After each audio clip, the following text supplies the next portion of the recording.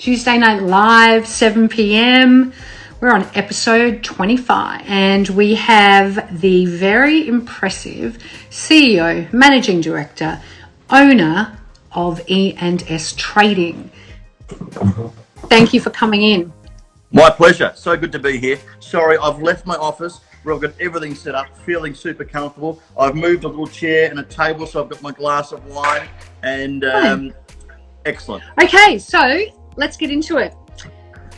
E&S Trading, a family-owned business which was set up in 1962 by your dad and his brother. And did they ever think when they set up that first store that it would be this big and have this much longevity and be such a power player in the appliance world?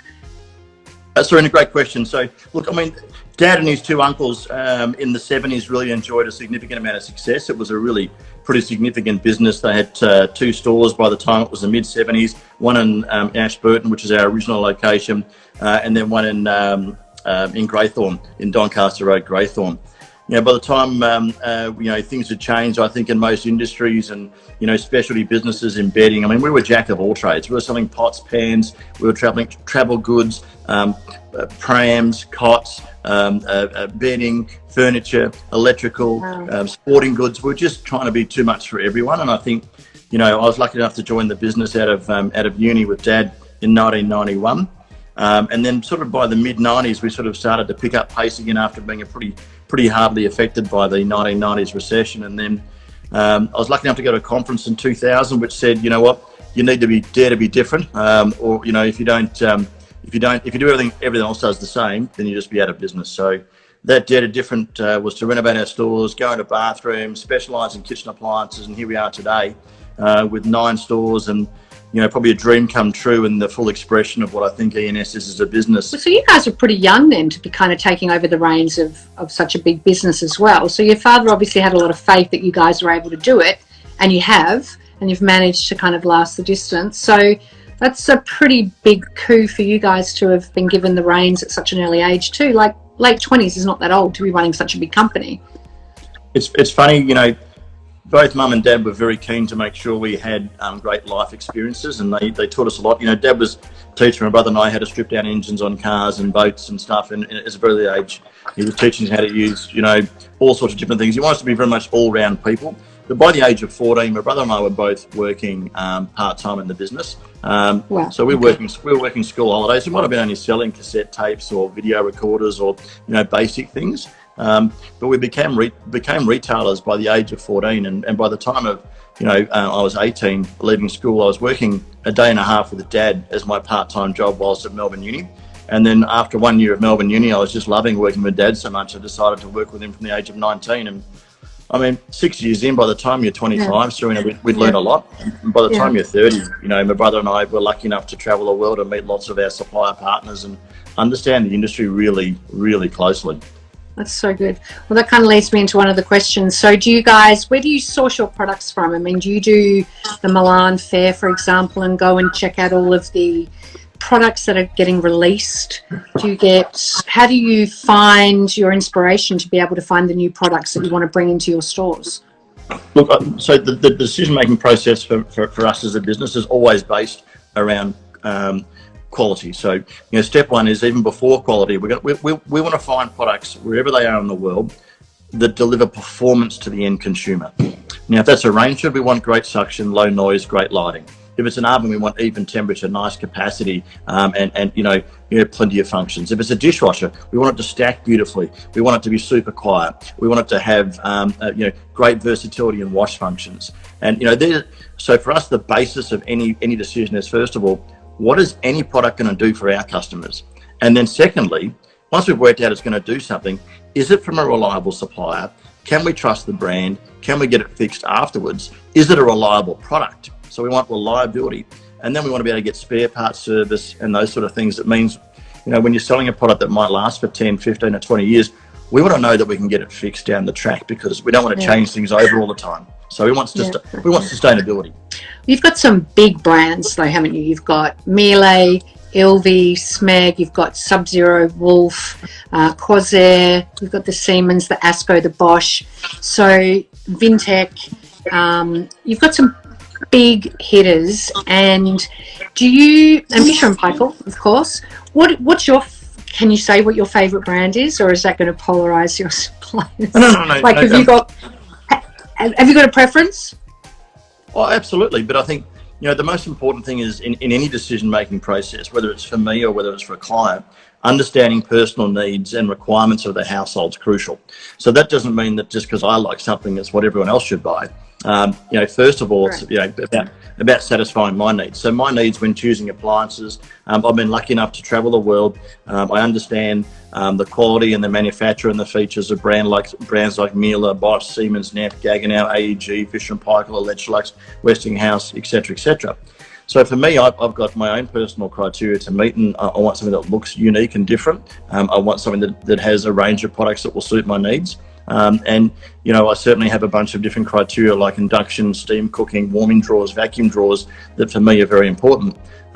So when I looked at some of the things that are important for me, I've chosen Gaggenau. I really enjoy using Gaggenau ovens. And the technology I'm looking for, though, which is relevant in all of the brands I've mentioned, is I want quality, I want even temperature, and I want flexibility in the functions. Now, all of the brands I've mentioned will give you that. Gaggenau for me was a brand I love the look of, and that's one of the key reasons I liked it as a point of difference. I also like the fact that their steamer is a plumbed and drained steamer, Serena, so I can have that sort of technology at my disposal. And of course, the induction cooking, I'm actually using a Miele induction hot plate, and I use a Miele dishwasher.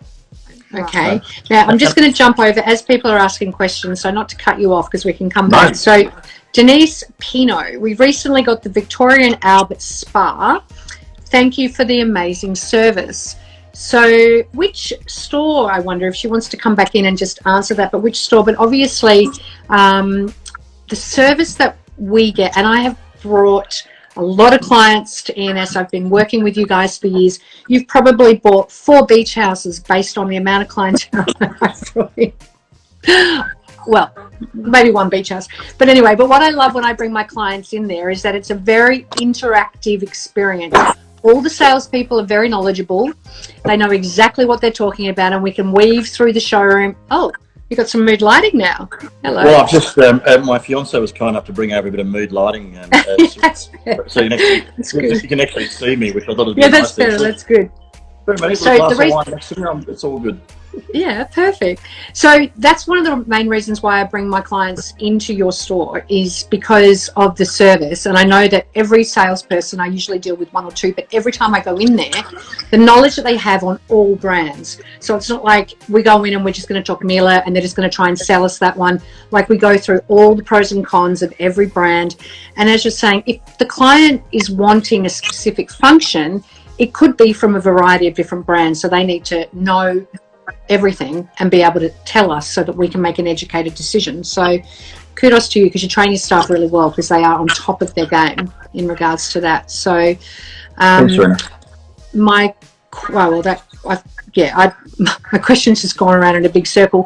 Do you think that when you're buying appliances that it's okay to mix the brands, or do you think it's better to stick with one brand for the entire kitchen, let's say? So I think, first of all, I'd just define that by saying, if I'm choosing products for my kitchen that I'm going to be in for 5, maybe 10 years plus, then I think I should be much more flexible about not having everything the same brand. If I'm renovating to sell, or if I'm building a set of townhouses, for example, to sell, I think coordination and simplicity of the brand message can be very important. Right. But if I look at my home, so my home is Gaggenau ovens, Miele hot plate, Quasir range hood, Miele dishwasher. So I've got 3 different brands there. Yeah, right. And Okay. I've chosen the range hood brand because it suits my needs as the quietest in suction and the best level of suction. Yeah, right.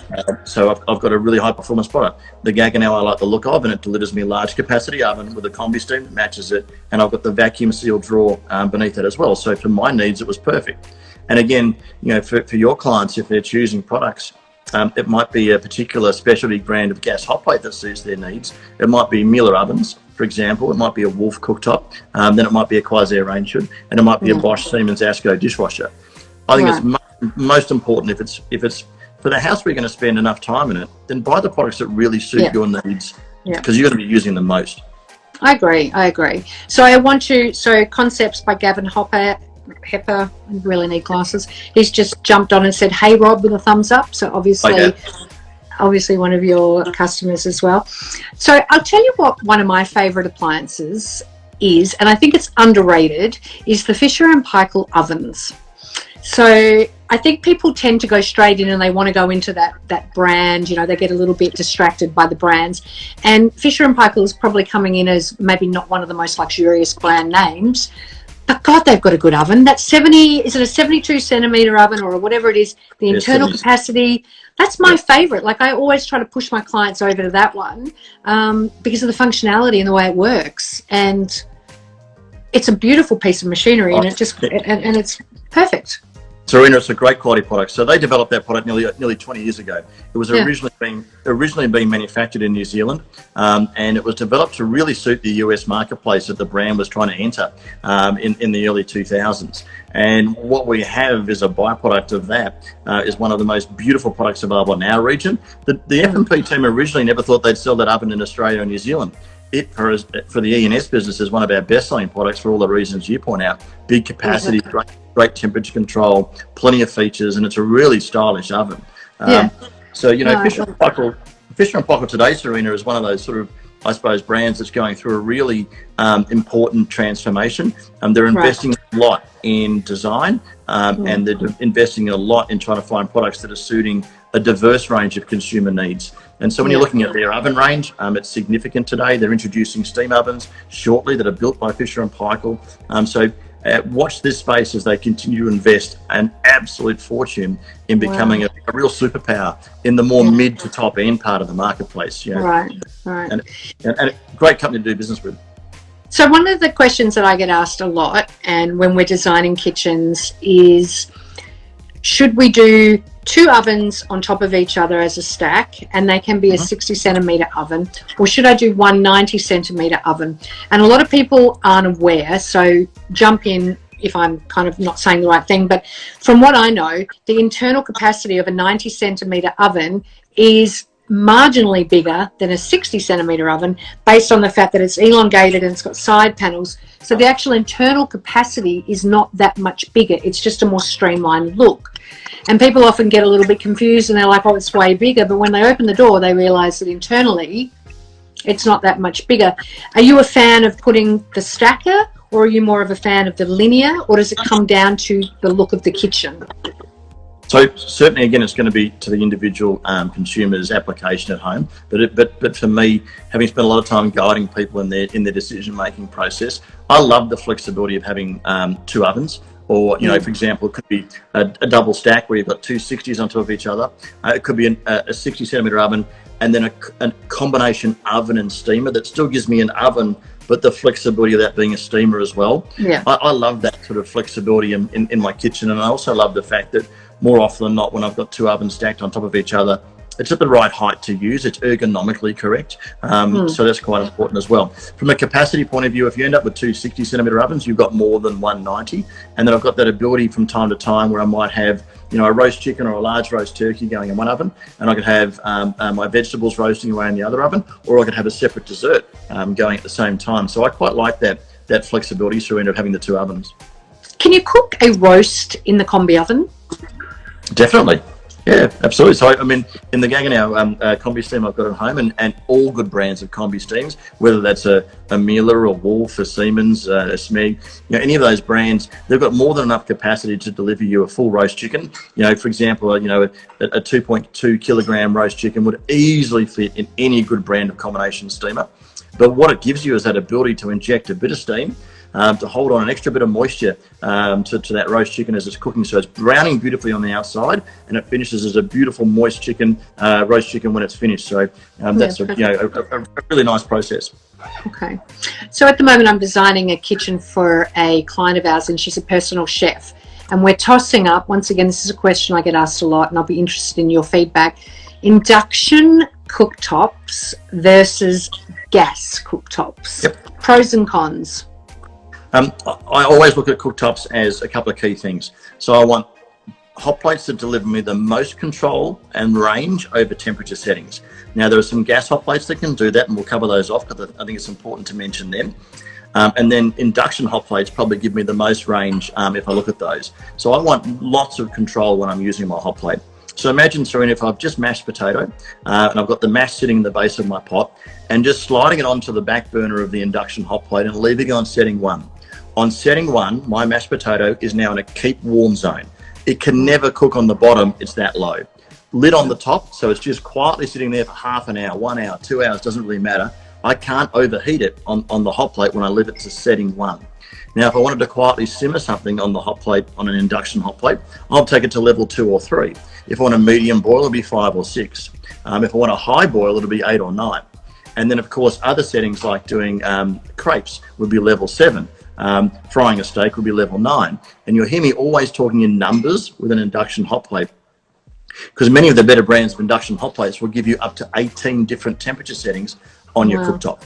Now, that's really hard to achieve on gas unless you go to some specialty brands. So, for example, the Wolf hot plate has a dual stack burner, which it gets low enough I can leave a piece of paper towel on the top of a naked flame, and it's so low, Serena, it doesn't actually burn the paper.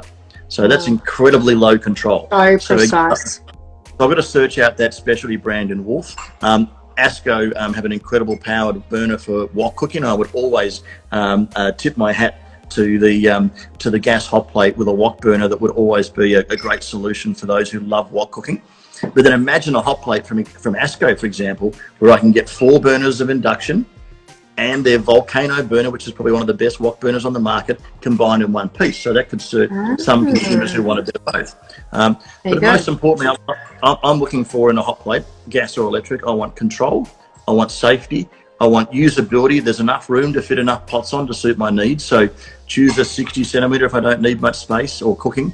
Choose a 70 if I need to fit a few more pots on. Choose an 80 or 90 if I've got a requirement to really be a home chef and cooking lots of things at once. And then choose the right gas or choose the right induction hot plate to suit your needs, and get the right ones that can give you controllability, high performance and great structure. Personally, I love induction because I find it the safest, easiest to clean, the most powerful, but the most controllable, and I love that about that medium. I think that people are a little nervous to put induction cooktops in sometimes because it's so foreign to us. It's a very European way of cooking, and it's European, isn't it, as opposed to American? It was the French were the first to introduce it, so yes, the induction, yeah. So I think sometimes my clients are a little bit like, I'll get 4 gas burners and I'll just get 1 induction, and then literally 6 months later they're like, I'm only using the induction, because you obviously have to use different pots and pans as well, don't you? So you've got to be mindful of kind of switching out your pots and pans. So I think that, I think what you said was at the ASCO that's got the induction and the wok burner. Yeah.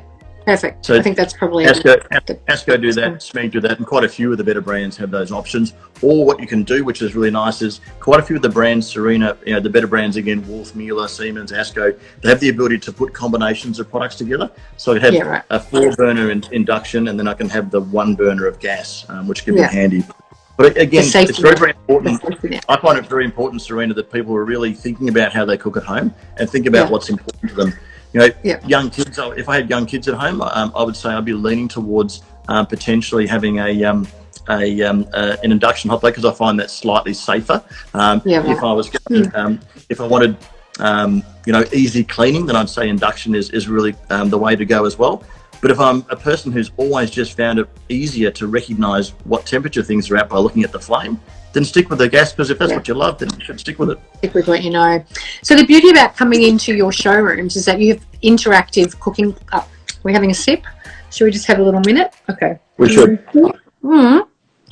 So can customers come in before they purchase their products and do an interactive cooking class with you, or is it only for the customers who have already purchased their products?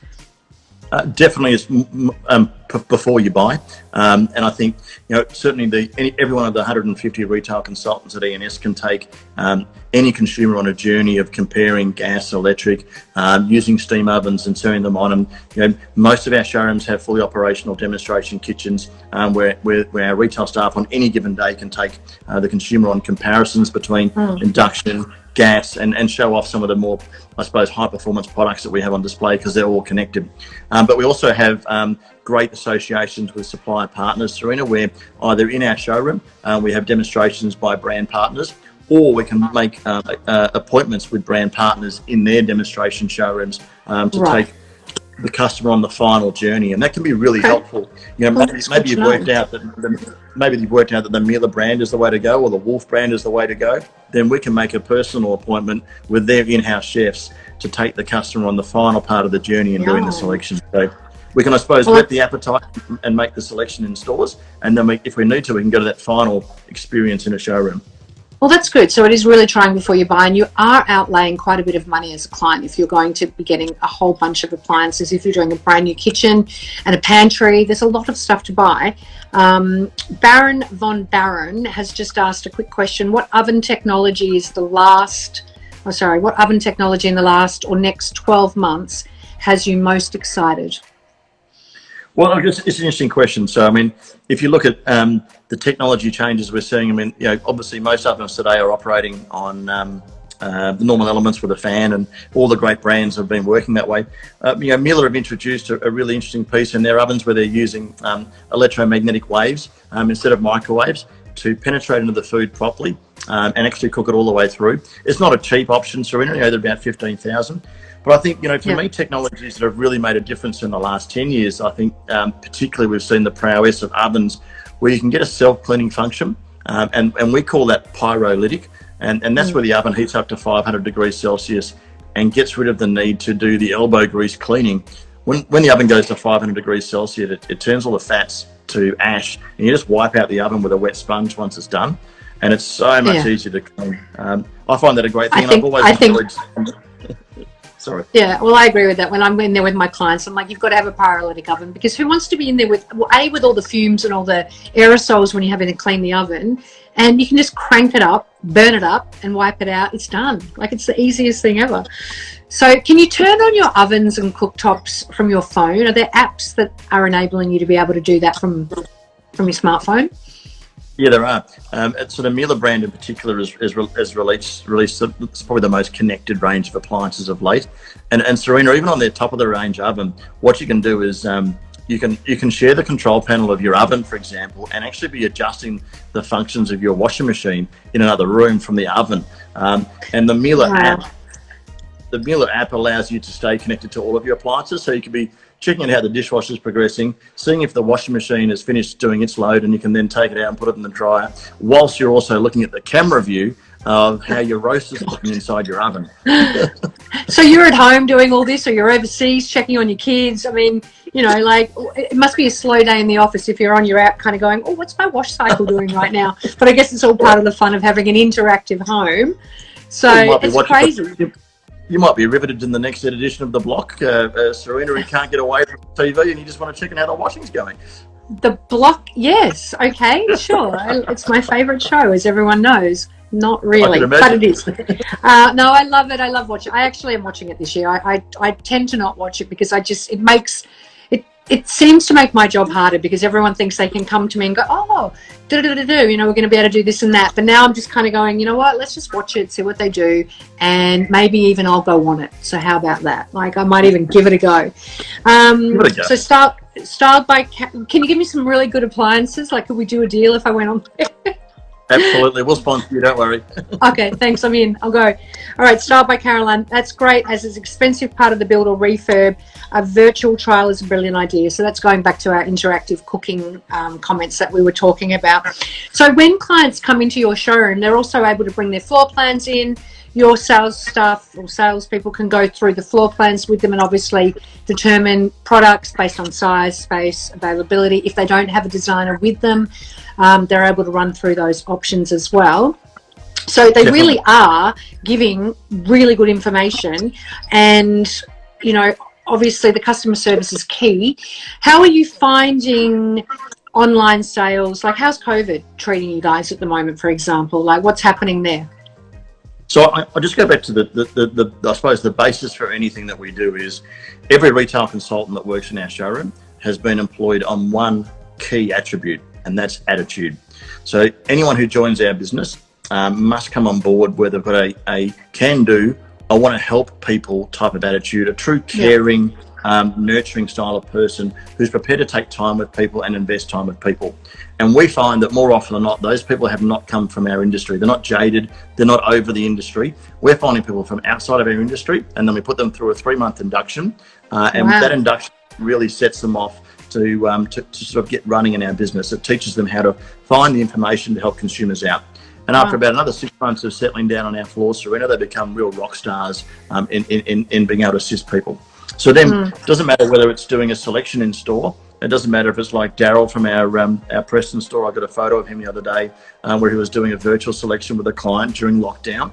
It doesn't matter if we're communicating with them over chat. It doesn't matter if we're answering a telephone call, because all of these people have got the right attitude and they've got a real can-do, want to help, and actually have a genuine care in wanting to find the right thing to suit people's needs. We find no matter what the medium it is, it works well. COVID, no different to everyone else. When March came along, we absolutely shat ourselves. It was like, what is going to happen? We're going into lockdown. How will we go as a retailer? It's fair to say the 315 people who work for E&S have just dug deep, adapted, never questioned, what are the requirements of our customers and our supplier partners, of course, in the organisation. And, we're finding all sorts of different ways to still do what we do as a business and help people through this. So we're going okay. It's been a really transformational period. And then, of course, the online part you mentioned, we launched our new website on the 17th of December last year. Today, that's become a significant part of our business because it's the way many consumers are interacting with us. And in many cases, we're finding that, a transaction for a washing machine or a fridge is easy, but many people are replacing hot plates, range hoods, dishwashers because they're locked at home and they want to improve their life at home whilst in lockdown. So, it's all been pretty interesting. But, we're going well, thank you. Well, that's good. I think everyone's home, so they're noticing all the little nuances of things that aren't working, and probably no one's going on holidays. Well, in Victoria, let's just say, because we're on our own little handmaid's tale right now, doing our own thing. But in that respect, everyone's, putting money into other things, refurbishing their homes, renovating, and buying new products, which is good. How do you think, moving forward, when we do come out of this, do you think that the adaptability of your business, is there anything that you've learned that you're going to apply into the future of E&S Trading based on COVID? Yeah, I think, certainly the online part of our organisation moving forward has been a great way of connecting and communicating with people the way they want. Many people are doing research, obviously, before they come into our stores anyway online. And we've now got a dedicated team of online chat people being established. We've got Steve, who already has begun that part of the journey in our business, is doing a great job. You hop onto our website, Serena, and then all of a sudden there's a little pop-up and says, hey, can we help you? And then there's Steve or soon to be another 9 people just saying, hey, here's some answers to your questions. And we can maybe, in many cases, guide the customer to a consultant in store, or we can answer their questions at 10 o'clock at night on chat. And so it's a really integrated approach. And I think that's probably the biggest change to our business is it's very much an omni-channel approach, whether it's phone, directly through the website, information off the website, chat on our website, or pop into the store. We're finding that all-round approach is quite appealing. That's good. I say this every week. Every week I say this, never waste a crisis. Every guest that I've had, and you being number 25, we have all dug deep and found a way to add value to our business based on this pandemic and just rethink it. And we're all coming out kind of going, actually, that works really well. That's actually a good idea. Hadn't thought of that. And I think that's a beautiful thing that we're coming through it with some really positive ideas, and it's being received really well by our clients and customers. Okay, so we've just had a question. Can you tell us a bit about bathrooms? There seems to be so much to choose from. Where do we start? Bathrooms. Okay. Countertop basins. I'm just going to throw one thing in there, and that'll hopefully lead into some questions, and you can come in. What do you, we've got countertop, recessed, semi-recessed, fully recessed. Can you explain the difference in basins on bench tops to the viewers, please? Absolutely. So, of course, always, I mean, bathroom more than kitchen is much more a style-driven segment of our business. So kitchen, where we're looking at induction versus gas and the technology differences, when we're looking at ovens and capacity differences and sometimes gas versus electric in the oven, or 60 centimetre or 90 centimetre, all of that is sort of a, a feature benefit technology situation. When you start moving to semi-recessed or under counter or vessel basins on top, or, sometimes they're made from glass, copper, sometimes they're made from, a pink glaze or a green glaze. All of these things to me are really a design aesthetic that are very, very important in sort of trying to meet different consumer tastes and sentiments in what they're trying to achieve.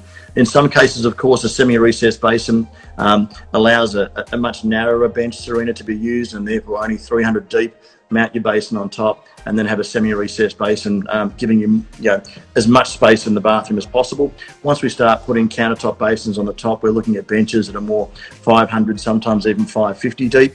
And of course, in larger bathrooms where we've got the ability to have, 2 undermount basins, two recessed basins, or 2 vessel basins, really becomes I suppose, a style choice from a consumer point of view. And certainly, benchtop materials, if you're using a beautiful stone benchtop like a marble, sometimes maximising that and having the basin under counter, and so you only see that beautiful marble or whatever stone you choose, or a Decton or a Caesar stone. That's again maybe uniquely harnessing what the design's going to be. So certainly I think those differences are very much spatial differences and design differences. Yeah, I agree. So basically, if you've got a small or a tight space like a powder room, or it's a guest bathroom, and you don't have a lot of depth in your bench, then you would go for a semi-recess because it's narrow. And if you've got more space, then obviously you've got the flexibility to go for the vessels, which sit on top and need more depth, or obviously the under counter. But you're right. I mean, if you're doing a beautiful super white or a Lord white marble, or even a Carrara, you want to see that beautiful stone and let that be the hero. So undermount your benches, do your polished edges, and let the bench top actually be key. So I agree wholeheartedly with what you just said. Smart toilets. Talk to me about a smart toilet, and why is it so smart?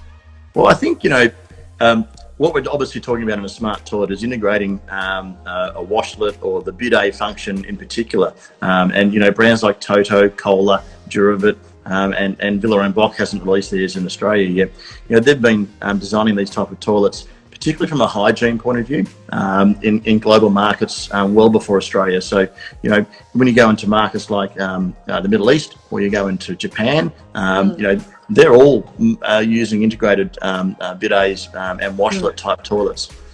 Certainly, the first time I used one, Serena, was when I was traveling overseas, and I used a Toto. And I've got to say, the wash performance and the hygiene after the initial shock, yes, I was going, I think everyone does that for the first second. It's like, hang on. Oh, okay. Yeah, this is, I can get used to this. I think it's a real luxury, but it's also particularly a hygiene application. And I think, we're certainly seeing a significant demand for this type of product. And Toto as a brand and Kohler as a brand have really led the charge on these in the Australian marketplace. And we're finding it's heavily specified where a customer's looking for innovations that can really add extra levels of hygiene into their daily routine. And that's what these do. Yeah, no, I agree. We did one recently for a client, and it was the Toto, and it's amazing because the lid lifts up as you walk in, the lights come on, a little bit of music or whatever, but it's just got so many features that you kind of like wash, dry, blow dry, it's almost like a day out. You could spend half a day in the bathroom. It's like going to the salon for the other end. You don't want to rush that process. You need to be there half a day, I reckon. So do you think that that's becoming more and more regular now? Bidets were such a luxury item. They were in very established, even if we were to say like a Turax sort of mansion, a traditional heritage style home where you had the toilet and the bidet. We put a bidet in actually yesterday to a client's house in Brighton. But is it becoming just more normal now to have these hygienic smart toilets and or the bidet with the toilet? But obviously, the smart toilet gives us that space-saving situation in a bathroom. So, when you're putting an all-in-one, the Toto and the Cola, for example, or the Duravits, not to have the toilet and the bidet next to each other is a really nice space-saving. But in larger bathrooms where people are used to a bidet and enjoy having that separate bidet application, separate to the toilet, I think certainly the style of if you look at Villa and Boch, for example, who've got incredible matching toilet suites and then the matching bidet where there's enough room. I think that application's still got many legs. But I think when you look at what some of the all-in-one toilets are achieving today, again through Kohler and Duravit and the Toto brand, they're really stylish and improving all the time. The last one that I'm sort of really waiting to hang on for is the Villa and Boch one as well, Serena, where you actually wouldn't even know this had an integrated bidet. It's just one complete ceramic unit, and it's so beautifully integrated into the toilet. You would have no idea this is a full bidet integrated toilet. Wow. Oh, that's good. Well, I look forward to trying that one out. Yes. What's your favourite? Do you prefer like a recessed in-wall cistern? Once again, is it the look? What are the pros and cons of having an in-wall cistern versus a toilet? So for those who aren't sure, there's a toilet with a push-button cistern at the top, or you may know of the ones where there's a push-button plate and the wall, and the cistern is hidden behind the wall. What are the pros and cons of having exposed cistern versus in-wall cisterns? I think space-saving, cleaning and design is the variation you're going to see. So a normal floor-mounted toilet with the exposed flushing tank, the tank itself is a visual thing that creates clutter in the bathroom, and the toilet itself has to sit further out to allow the tank to be mounted on the back of the toilet. As soon as you go away from the tank being present in the room and you recess the flushing tank behind your tiles or into the wall, we start to really get a nice visual cue, which is much cleaner lines. And the toilet itself, whether it's mounted on the floor or hanging off the wall, is now only 500 or 550 deep, as opposed to 50 or 700 deep with the one with the tank mounted. So space saving. If I hang my toilet off the wall, I really find, because you can see beneath the toilet completely, this suspended sort of notion creates the greatest sensation of more room in the bathroom. And for me also easy cleaning. So my favourite is wall hung. It's the most expensive combination. Floor mounted is incredibly popular for us, and of course that still has the tank mounted in the wall and gives a really sleek, stylish, contemporary look. And I think both of those we're seeing really as sort of hot trends at the moment. Okay, yes, I agree. And I just got another little comment by Gavin. Before I go, just a reminder, we still want to see your amazing brand in Sydney. Love you, Gavin. We're working really fast on it as we speak, so there may be some news, set up. There might be some news later in the year. Oh, there you go. There you go, Gavin. You might get them in Sydney. Yay!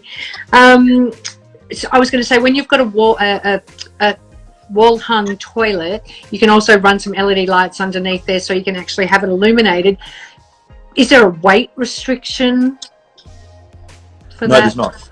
So as soon as we go from a floor-mounted pan, Serena, and we choose to hang the unit off the wall, the actual bracket that goes into the stud framework as part of the new bathroom or bathroom renovation must be securely mounted into the stud framework, and that securely mounting enables us to have several hundred kilograms of weight both on the ceramic and the actual bracket mounted in the wall. So they're very, and these products are stress tested, so the actual, to pass Australian standards, they have to have several hundred kilograms of weight tested to it. They're enormously strong, and certainly going to cater to any environment.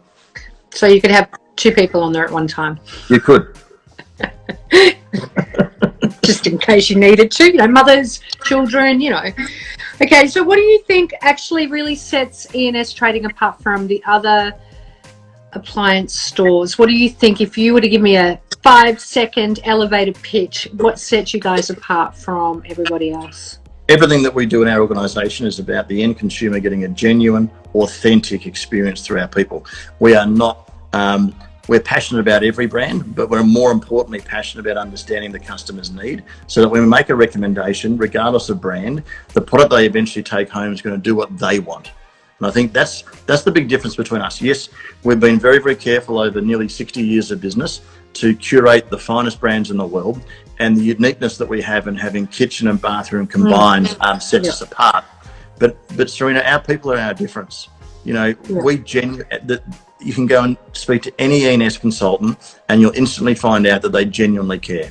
They are the most beautiful people who truly want to understand the consumer's needs. They want to work with the designer, they want to work with the builder, they want to work to find out the best arrangements and products to suit that customer's new home, renovation or replacement product. So when they're starting to use the product at home, it blows them away. It does more than they ever expected. And then we stand behind everything we sell. So, you know, we're the only business in Melbourne that has a full-time team of customer service people that if something goes wrong under warranty and we're not happy with what the supplier is doing, E&S steps in. If any brand says, oh, we don't think we should repair that and we think differently, we'll just change it over for the customer. We are so strong about that. I can stand by that, having used you guys for so many years. I think it's all very well being, you know, a great salesperson, but it's when things go wrong that I think customer recovery is key, you know, and you don't want things to go wrong, but things do go wrong. So it's how you handle the customer recovery, I think, which is what, you know, sets you guys apart from everybody else. And you're right, customer service. Loom Rugs, E&S is great. Thank you, and happy and glowing, great session, very informative. Thank you. I did want to go back, I know we're kind of jumping around a little bit, but we've only got about sort of 8 minutes left. What colour do you think is going to be the next trend in tapware? We've kind of done the blacks, we've dabbled in the whites, we're in the coppers and the brush coppers and brass at the moment. 2 questions. Can you mix your metallics, and what do you think the next colour will be? So I probably wouldn't necessarily mix my metallics, but you know what, Serena, the most important thing is still respecting what the consumer wants to sort of see at home, and so we're still very flexible around that. You know, black, certainly black as a product became very, very popular, and I think it really still has lots of legs to run because it suits so many different finishes. You know, you can have a beautiful black tap on a beautiful Carrara bench top and it looks stunning. You know, I can have a chrome tap on a Carrara bench top and it looks stunning. So the finishes that move forward from there, there's no doubt the sort of the antique brasses and those type of things are quite popular, but there's, you know, brands like Brobware and Astor Walker have got quite extensive ranges where they've got more than one finish in that. I don't think we're necessarily going to see too much more pressure on those type of products. The brushed nickel, or the sort of the nickel finish has really been quite strong as opposed to chrome. So I think it sort of took the space where chrome was for many designers, and it's a sort of a nice off chrome, almost a blackened chrome, and sort of sits in between black and chrome quite nicely. But I think all of those finishes will continue to move forward, but then brands are understanding that customers are wanting flexibility and choice. Certainly I think it's probably it's one area where I'd say that's the hardest thing for me to do is pick that sort of next trend. But we're certainly seeing some natural finishes are becoming quite popular, and whether it's a rose gold, a brass, or an off brass, or an antique brass, all of those have got quite a bit of interest as we speak. But the volume is still occurring in black and chrome. Yeah. Well, I think that as you said, you can pick your area. So if you didn't want to do the whole house in a particular colour, then you can potentially just choose your powder room, and you can run a brush brass or a gunmetal and make that a feature. And I love a powder room. I think that's the most fascinating room in the house. You can have fun with it. You can just do a whole bunch of really whimsical, interesting things in there with your design aesthetic. So that's one room where you can say, okay, let's go for the brush copper. And then throughout the rest of the house, we might do gunmetal, or we'll do our chrome because we want to kind of play it safe and not, go into a fad, I guess, of a colour. So don't be afraid to kind of mix up the metallics or the colours in the rooms as well. I think it's important for clients to kind of be aware that they can do that successfully. That's what I would say. Okay, so when this is all over, where are you going? Where's your travel? Where are you going to go? Let's say they said tomorrow, jump on a plane, Rob, you're out. Where would you go? Can I tell you that this whole experience is, I've had the great pleasure of the 30 years I've worked at E&S, visiting factories and families who work in the appliance industry all over the world. So I just can't wait to travel around Australia. Like this is the first, my fiance and I got back from overseas on the 2nd of January. We haven't left Melbourne since the 2nd of January, and I'm actually looking forward to exploring other parts of Australia first. You know, I've been very blessed in my time at E&S to do a lot of work overseas, and that doesn't mean I wouldn't go overseas again, but I'd actually prioritise. I want to get out there and see, you know, the surf coast, you know, so the coastal areas above New South Wales on the way to Byron, you know, go on a road trip and explore, you know, places south of Sydney I've never been before, you know, go across to Western Australia and go and, you know, get all the way down to Kalgoorlie or something and, you know, never been to that sort of part of Australia. I'd love to go and see those sort of things. I think you're right. I think everyone's so keen to get overseas because we're so far away in Australia that it's like, let's go to Europe, let's go to America, let's get out there, let's go to Asia, and we all tend to head off. And I think you're right. I think we're all just ready to explore our own country, which we should have done. I can't wait to go north, up to the Northern Territory. Like, I've never explored up there. I haven't been over to WA, you know, other than Perth. So same, like, just hit the road. I want to go and see the big banana, you know, like...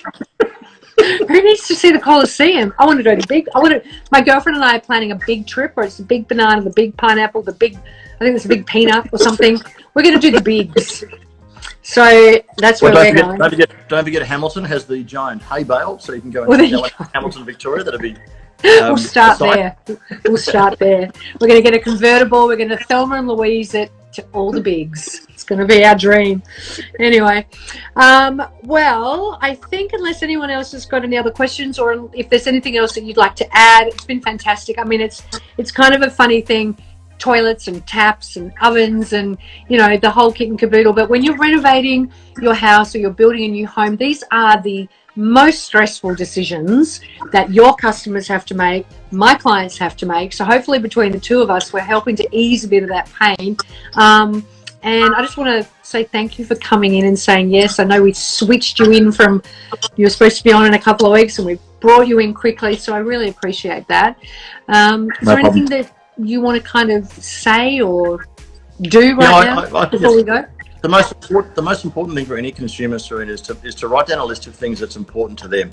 So before you come to an E&S showroom or any showroom around Australia, the most important thing to do is be clear about what things are important to you. How do you cook? What things do you cook? And what do you want from your appliances? When you're in your bathroom or you're renovating your children's bathroom or the household family bathroom, what are the things that are important? One shower. You know, think about all of this before you come to a kitchen or a bathroom store. That way you start to be asking questions around what's relevant to you and are prioritizing what's important to you. And you sort of don't get distracted by maybe things that are a bit, you know, unnecessary gizmos and features. Shiny. As opposed to... Shiny. Yeah. You need to get the core responsibilities of function and form right. Well, I mean, it's about being educated, isn't it? Like, if you're a consumer and you do a bit of research and then you do write your wish list, everyone's got a wish list, everyone's got a budget. So you go in there, figure out what that is, and then you just modify to suit and just kind of, you know, tweak here and there. If you can't afford everything that you want, then you work out what your priority is and you kind of come back from there. So I think that's really good advice. And Serena, if you're not finding that the person you're talking to if they don't know enough, walk out. You know, from as a retailer's point of view, we take so much time to train our staff. You know, we invest. They're training every night of the week. They're researching every day. They do Zoom training sessions during the day. If you're not getting satisfaction from the retail store you're in, walk out. Go somewhere else, you know, and I don't care whether it's in Melbourne, I don't care if it's in one of my stores. If you're not being satisfied, you need to either find another person or you need to find a retailer that's going to be taking you seriously for what you're doing. Don't take second best when it comes to customer service. Yeah. Well done. That's good. Well, you obviously are 100% confident with your customer service, aren't you? Which I like. That's very good. I like it. All right. So you've just had a little compliment from Maddie Doble. Oh, Dobes. Looking good, Rob. Looking good. Thanks, Dobe. Thanks. It's the light. It's that candlelight or whatever you've got running there. It's working for you. All right. Well, I'm just going to... So, Jacques Grimaud, is that how you say it? Jacques? Yeah, the Frenchman. Jacques. Yeah. Well, he's obviously... We've got a mutual friend, and Jacques put us together. He kind of told you that I asked you to do this. So thank you, Jacques, for putting this all together for us. And thank you, Rob, for jumping in and saying yes. It's been a very informative chat, and I'm really happy, and I'm sure the viewers are going to keep asking questions. This will get posted to IGTV after this live. So I know a couple of my clients couldn't join in, and I've tried to ask the questions that I knew they wanted the answers for. But if there's anything else, we'll message you. They can message me, and we can get all the information to them. So cheers. Thank you. Hey, Serena, enjoy the remainder of our lockdown.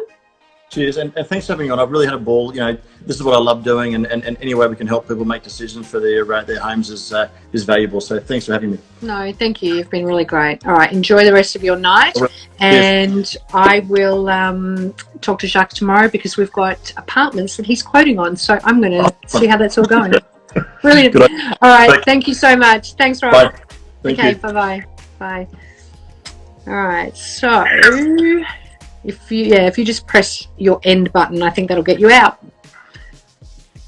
Potentially. All right, so thanks guys for watching. Obviously that was a really good chat with Rob Sinclair, the owner and CEO of E&S Trading. Who knew that we could talk about toilets and taps and all that sort of stuff for almost an hour? So that was really good. I'll see you guys next week. This was episode 25, and we will see you next week for episode 26. Stay safe, stay healthy. It's wrong, and it'll be edited.